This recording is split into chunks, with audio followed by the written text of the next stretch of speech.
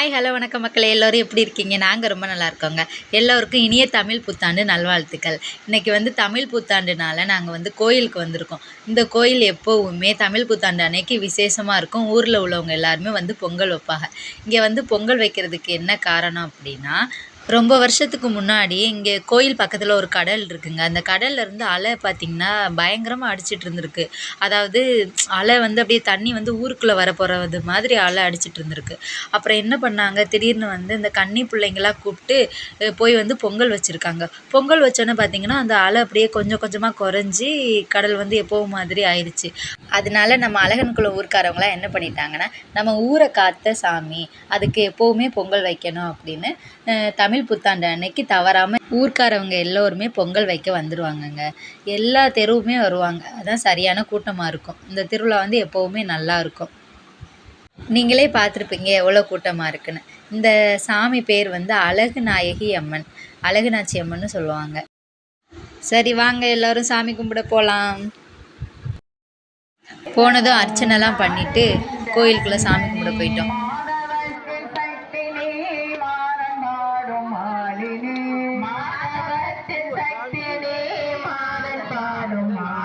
जय जय देवी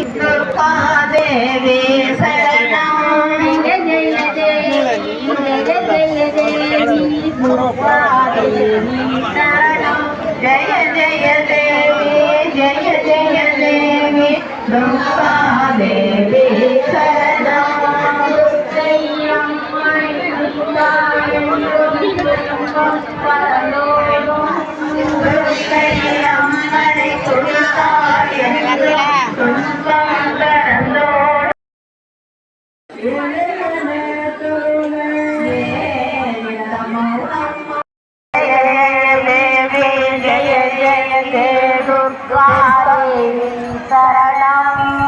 जय जय देवी जय जय देवी दुर्गा देवी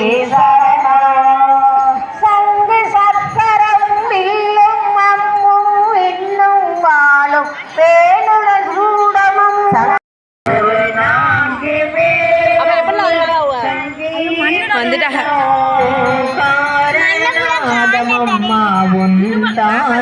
அருபத்து நான்கு கலை வெண்சாமரம்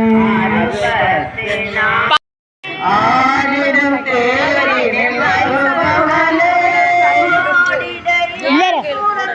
பிரவீனா பாத்தியலா, இங்கேயும் என்னோட சேர்த்து ஆரம்பிச்சிட்டேன். இந்த ஒரு டைலாக் எல்லா வீடியோலையும்.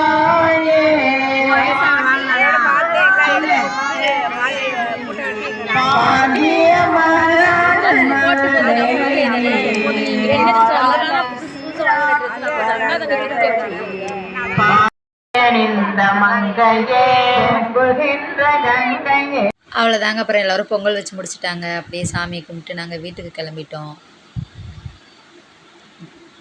கோயிலுக்கு வரும்போது எல்லோரும் ஆட்டோவில் வந்துட்டோம்.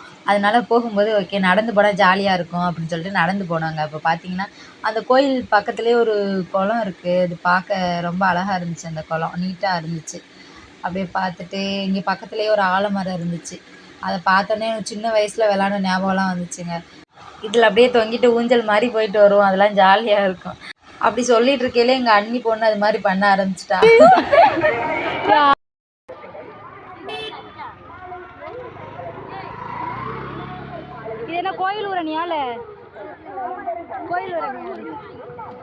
அவ்வளோதாங்க. அப்புறம் எல்லோரும் வீட்டுக்கு வந்துட்டோம்.